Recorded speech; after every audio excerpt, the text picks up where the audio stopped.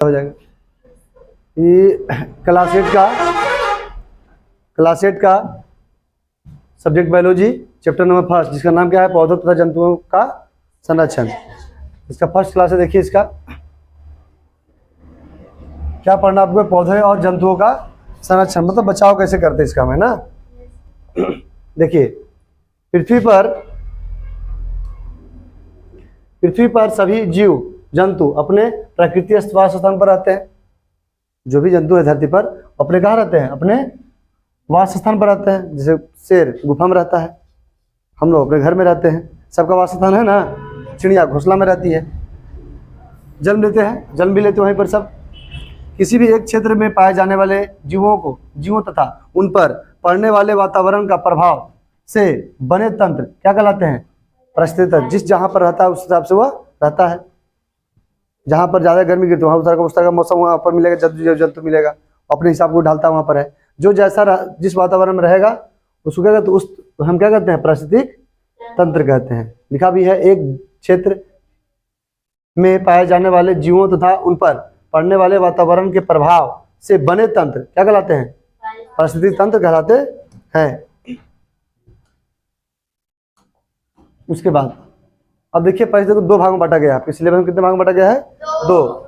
एक जैविक जिसमें जान हो, इसमें मतलब जैविक मतलब जिसमें जान हो, उसमें इसमें आ जाएगा जैविक घटक में आ जाएगा। अजैविक जिसमें जान नहीं हो। दोनों प्राकृतिक हैं, दोनों क्या है, दोनों प्राकृतिक हैं। लेकिन जैविक में कौन आएगा, जलवायु, भूमि, मिट्टी, पहाड़, झील, नदी, तालाब, ये भी प्राकृतिक है। मेरा जैविक आएगा, उसमें निर्जीव आएंगे केवल, इसमें केवल आएंगे केवल सजीव, पेड़ पौधे, जीव जंतु, सूक्ष्म जीव सब आ जाएंगे। समझ रहा है ना, सूक्ष्म छोटा छोटा जीवाणु सब। उसके बाद पृथ्वी का वह भाग जहाँ पेड़ पौधे तथा जीव जंतु पाए जाते हैं उसे क्या कहते हैं हम, जीव मंडल कहते हैं। तो जीव मंडल किसे कहते हैं, तो पृथ्वी का वह भाग जहाँ पेड़ पौधे तथा क्या पाते हैं, जीव जंतु पाए जाते हैं उसको हम क्या कहते हैं, जीव मंडल कहते हैं। तो क्वेश्चन मिलेगा जीव मंडल किसे कहते हैं, लिख लोगे आप लेट क्लास के हैं तो उसी हिसाब से सोचिए।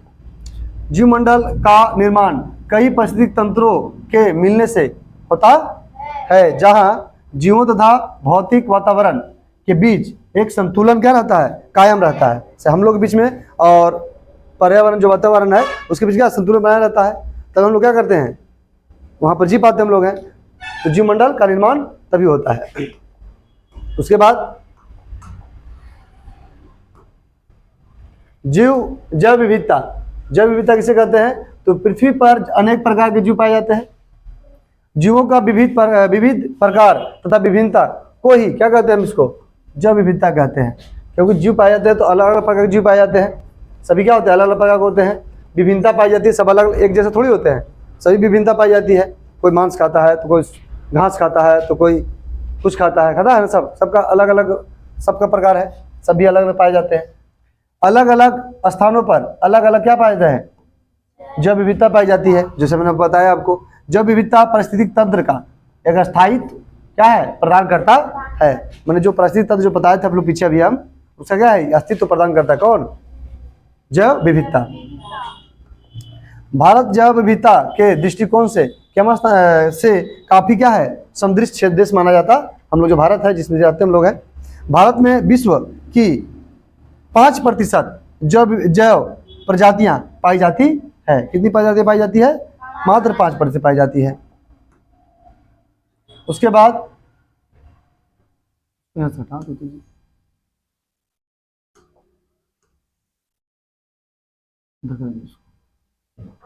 अब देखिए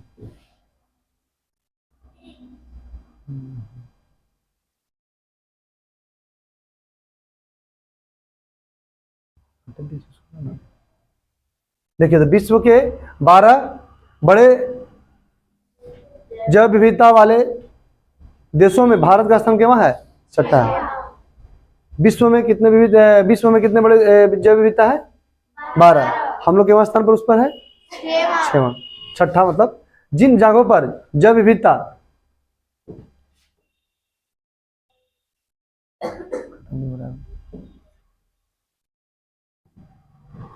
जिन जगहों पर जैव विविधता अधिक पाई जाती है उन स्थानों को क्या कहा जाता है, हॉट, क्या कहा जाता है इसको, हॉट स्पॉट। तो हॉट स्पॉट किसको कहते हैं, जहां पर जहां पर जिस जगहों पर क्या जैव विविधता क्या पाई जाती है, अधिक पाई जाती है, वहीं पर क्या उसको क्या कहते हैं, हॉट हॉटस्पॉट कहा जाता है।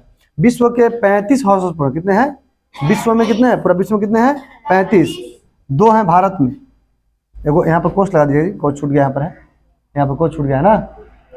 एगो पूर्वी हिमालय और एगो पश्चिमी घाट, पूर्वी हिमालय और पश्चिमी घाट दो स्थित पड़ता है। भारत में प्रचुर मात्रा में जैव विविधता पाई जाती है, बहुत कम मात्रा में हम लोग में पाई जाती है। इस प्रकार इसे क्या कहा जाता है, बहुजैव विविधता भी कहा जाता है। क्यों, क्योंकि हम लोग में क्या, हम लोग देश में कितना जैव विविधता बहुत कम मात्रा में पाई जाती है, इसलिए क्या कहा है इसको बहुजैव विविधता राष्ट्र कहा जाता है। प्रचुर मात्रा में पाई जाती है, ज्यादा मात्रा में नहीं है। वनों के कटाई के कारण जैव विविधता काफी क्या हो गया है, क्षय। क्षय मतलब धीरे धीरे क्या हो रहा है, समाप्त हो रहा है। हम लोग वनों को क्या कर रहे हैं, तेजी से काट रहे हैं, इसलिए बोला जाता है वन लगाइए, बोलते हैं ना। तो वन को तेजी से काट रहे हैं, जैसे रोड बन रहा है, रेलवे लाइन बन रही है, एरिया डेवलपमेंट कर रहा है, ज़्यादातर जनसंख्या बढ़ रही है, तो दिन ब दिन क्या हो रहा है, जैव विविधता धीरे धीरे समाप्त हो रही है।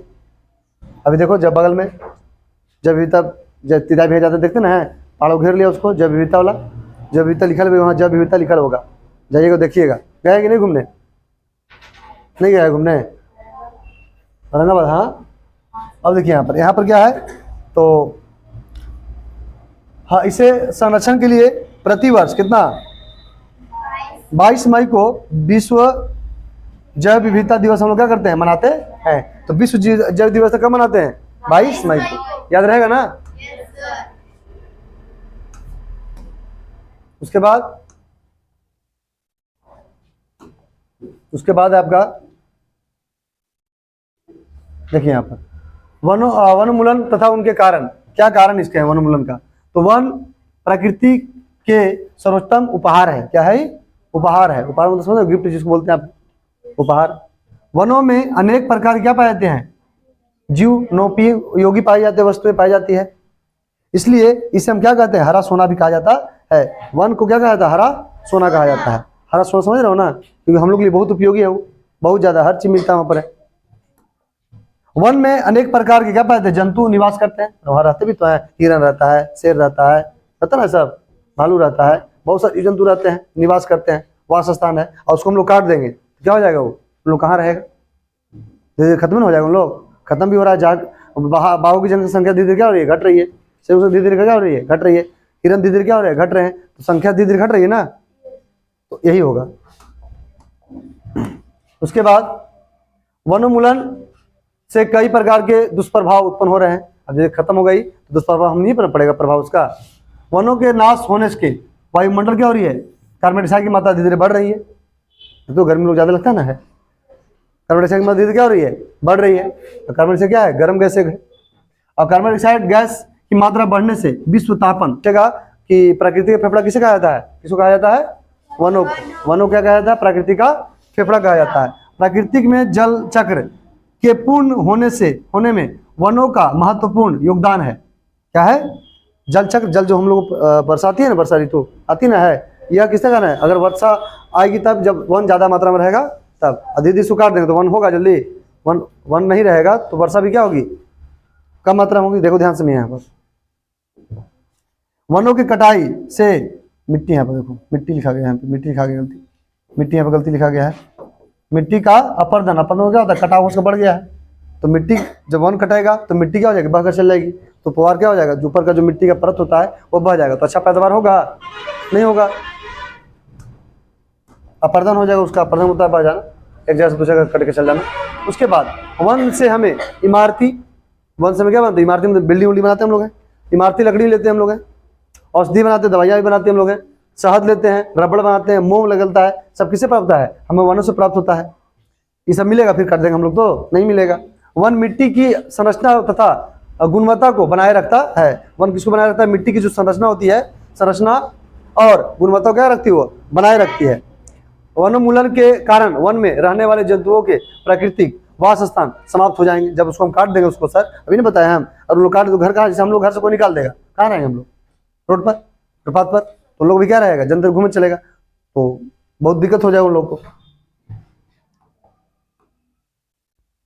शौक से लोग घर में पालते हैं कुत्ता और बंदर, पालते हैं ना, और लोग घर में पालने से जंगल में खुल के रहेगा से और थोड़ा घर में पैक कर दो, अच्छा लगेगा?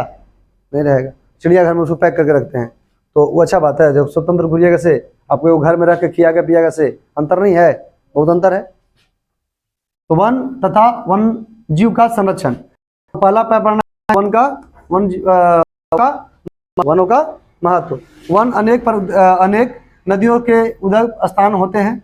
वन मिट्टी की संरचना और उर्वरता को बनाए रखते हैं, जो भी पढ़ा हमने। वन जल धारण क्षमता बढ़ाते हैं, वन रहेगा तभी जल धारा बढ़ेगा। वन वर्षा चक्र को क्या करते हैं? संतुलन रखते हैं। वन पर्यावरण संतुलन बनाए रखने में क्या करते हैं? हम लोग को सहायता करते हैं।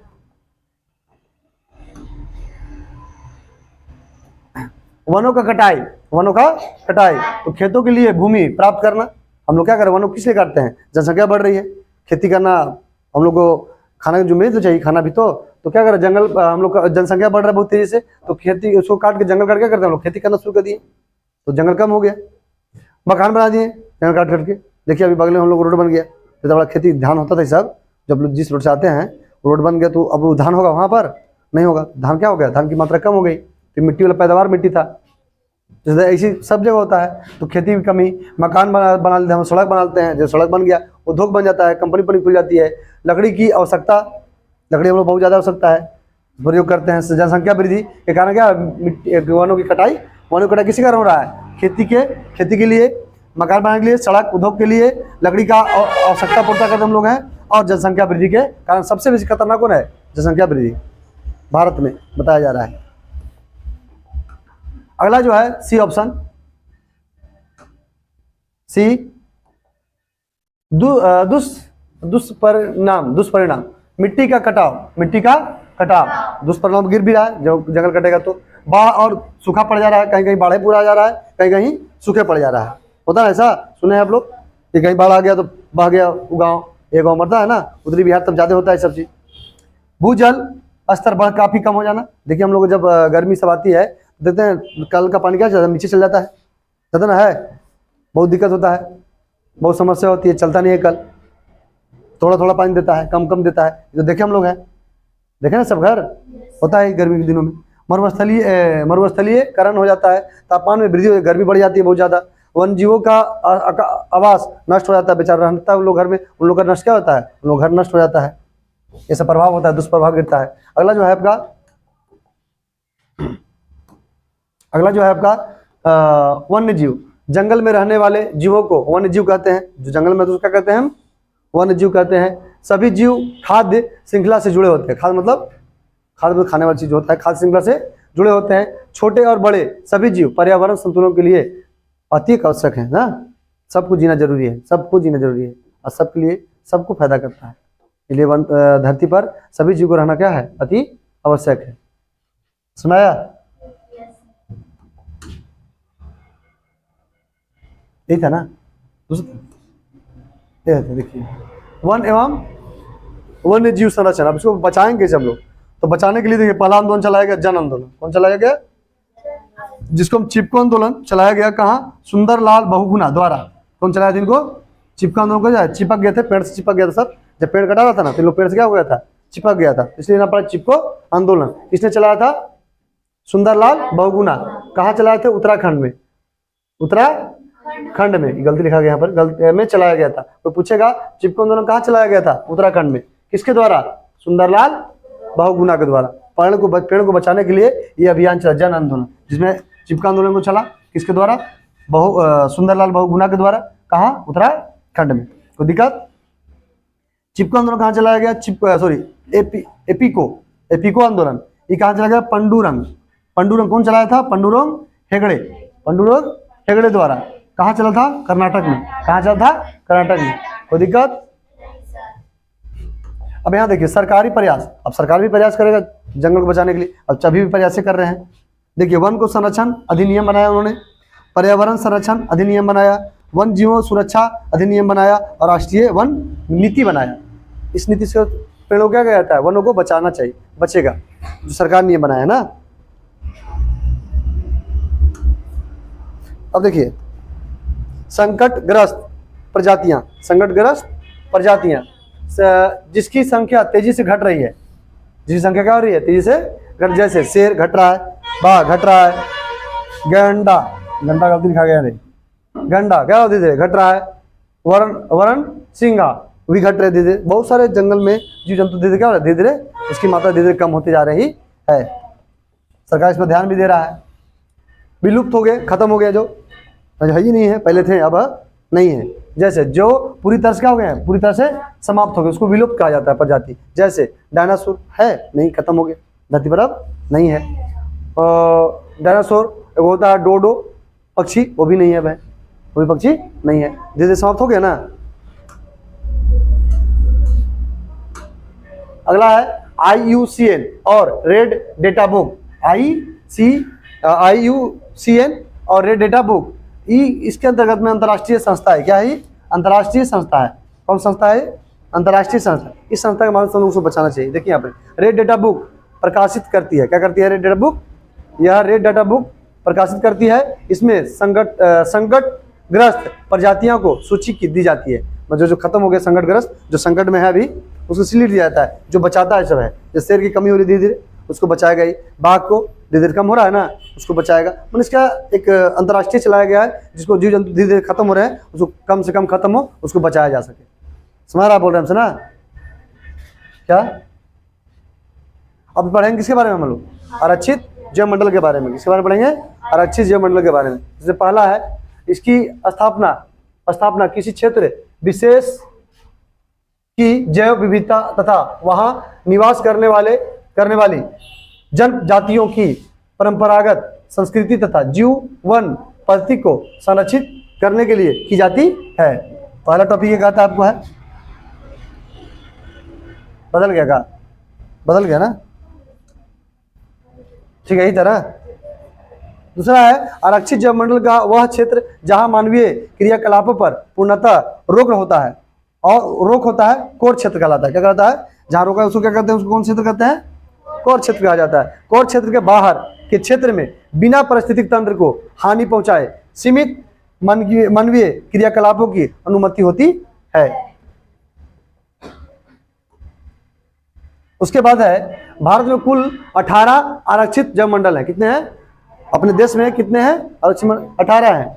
जिसमें नीलगिरी आरक्षित जैव मंडल की स्थापना सबसे पहले हुई थी। सबसे पहले कब हुआ था? तो पूछेगा आप लोग, भारत में कितने आरक्षित हैं? 18। सबसे पहले नीलगिरी आरक्षित जैव मंडल की स्थापना की गई थी कब? 1986 में हुई थी। इसके बाद फिर से बना था। फिर सिक्किम राज्य में कंचनजंगा आरक्षित जैव मंडल है। कहाँ है कंचन आरक्षित जंगल? कहाँ पर है? सिक्किम में है। उत्तराखंड राज्य में फूलों की घाटी आरक्षित जैव मंडल है। कहाँ पर? उत्तराखंड राज्य में ना। मध्य प्रदेश राज्य में पंचमढ़ी, नाम सुना है? पंचमढ़ी आरक्षित जैव मंडल है। कहाँ है स्थित? कोई दिक्कत है? याद है रहता हो जाएगा ना? समझ रहा है बात ना जी? उसके बाद ये हो ना गया। अब पढ़ेंगे राष्ट्रीय उद्यान के बारे में। किसके बारे में पढ़ेंगे? राष्ट्रीय उद्यान। मतलब देखिए यहाँ पर इसमें क्या होता है, इस आरक्षित क्षेत्र की स्थापना का मुख्य उद्देश्य गलती लिखा गया यहाँ पर जी। उद्देश्य उस क्षेत्र के वनस्पति जात, प्राणी जात, स्थानिक प्रजाति, संकटग्रस्त प्रजाति, प्राकृतिक परिदृश्य तथा ऐतिहासिक वस्तुओं का संरक्षण होता है। इसके कोर बता दी पीछे। कोर किसको कहते हैं? ऐसे कोर क्षेत्र में प्रवेश तथा मानवीय हस्तक्षेप वर्जित होता है। क्या कहते हैं? वर्जित मतलब होता है मना करना, नहीं जाना ना, ये करता है। वर्तमान में यहाँ कितने हैं राष्ट्रीय उद्यान है? 100। वर्तमान में यहाँ पर कितने हैं? 103 राष्ट्रीय उद्यान है। सबसे पहला राष्ट्रीय उद्यान हैली राष्ट्रीय उद्यान बना था। सबसे पहला राष्ट्रीय उद्यान हैली राष्ट्रीय उद्यान। इसकी स्थापना कब हुई थी? 1936 में। 1936 में याद हो जाएगा ना? सबसे पहले राष्ट्रीय उद्यान कौन सा था? हैली राष्ट्रीय उद्यान। हैली राष्ट्रीय उद्यान। अभी कितने राष्ट्रीय उद्यान है? 103। सबसे पहले कब बना था हैली? 1936 में। उसके बाद हैली राष्ट्रीय उद्यान को वर्तमान में अब उसको नाम बदल दिया गया ना, जीव कार्बोनेट नेशनल पार्क के नाम से जाना जाता है? पहले नाम कुछ और था, अब नाम क्या हो गया? जी कार्बोनेट नेशनल पार्क। हैली राष्ट्रीय उद्यान उत्तराखंड राज्य में है। कहाँ है? उत्तराखंड राज्य। इसका नाम बदल क्या कर दिया गया अब? Gym carbonate national park. पहले नाम क्या था? ये, अब बदल क्या कर दिया गया है? कोई दिक्कत? कन्हा राष्ट्रीय उद्यान कहाँ है? मध्य प्रदेश में। कहाँ है? मध्य प्रदेश। दुधवा राष्ट्रीय उद्यान कहाँ है? उत्तर प्रदेश में। सिमलीपाल राष्ट्रीय उद्यान कहाँ है? उड़ीसा में। सतपुड़ा राष्ट्रीय उद्यान भारत का पहला आरक्षित वन क्षेत्र है। इस वन क्षेत्र में सर्वोच्च किस्म के सागवान के वृक्ष पाए। सागवान वृक्ष बड़ी महंगा होता है, पढ़ाए थे आप लोग ना। सागवान वृक्ष क्या होती है? बहुत ही महंगा होती है, सबसे ज्यादा यहाँ पाया जाता है। कोई दिक्कत किसी को? तुम लोग आ रहे समझ में?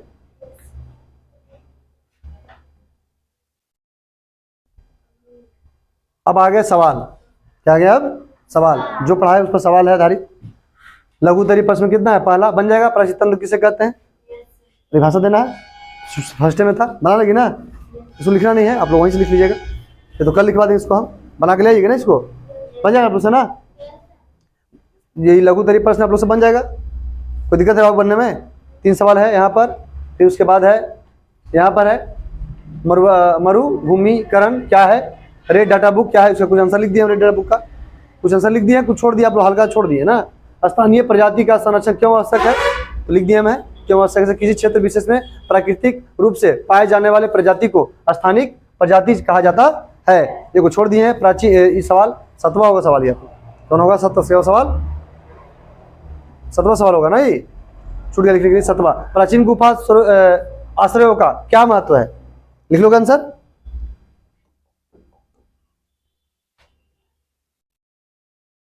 ये आपका अंतर लिखा हुआ है। इसका अंतर, सवाल थोड़ा बड़ा था, आप लोग से नहीं बनता, इसलिए हम इसको कर दिए, बना दिए। सवाल क्या है? वन्य अभयारण्य तथा प्राणी उद्यान में क्या अंतर है? दोनों का अंतर लिखा हुआ है यहाँ पर समझाने के लिए। समझा दिया ऑलरेडी, पहले हम पढ़ा दिए ना सब। लिखा हुआ है, लिख लोगे आराम से, लिख लोगे ना सब। उसके बाद सवाल और है, कागज का पुनः चक्रण का महत्व बताएं। बता दीजिएगा, नहीं बताइए तो फिर हम बता देंगे आप लोग को। प्रवासी पक्षी और क्यों प्रवास करते हैं? ठीक है, सब किताब का आप लोग का है। और ये दीर्घ प्रश्न है। दीर्घ मतलब लघु था, ये क्या है? दीर्घ है। दीर्घ में कितने हैं? 5 हैं। 5 बन जाएगा आप लोग से? बनेगा? बनेगा आप लोग से बाबू? बन जाएगा ना आप लोग से? है? अरे हाँ बोलो चाहे ना बोलो। अब इसका जो ऑब्जेक्टिव है ये वाला, ये ऑब्जेक्टिव जो पढ़ा लिखवाए हैं, ऑब्जेक्टिव से ऑब्जेक्टिव है, बहुत सारा ऑब्जेक्टिव है। देखिए ध्यान से यहाँ पर देखिए, ये ऑब्जेक्टिव आपको हम नेक्स्ट डे लिखवा देंगे। देखिए ऑब्जेक्टिव क्वेश्चन है आपका इस चैप्टर का। इस ऑब्जेक्टिव क्वेश्चन है जो पढ़ाए हैं, उसका ऑब्जेक्टिव निकाल दे हैं। ये ऑब्जेक्टिव सवाल है आपका ना। देखिए कितना सवाल? 14 उधर हो गया। दिख रहा है आपको? दिख रहा है सब ना? ये ऑब्जेक्टिव क्वेश्चन है। टोटल मिला के कितने हैं? नहीं, ज्यादा होगा। दिख रहा है ना आप लोग को? दिख रहा है?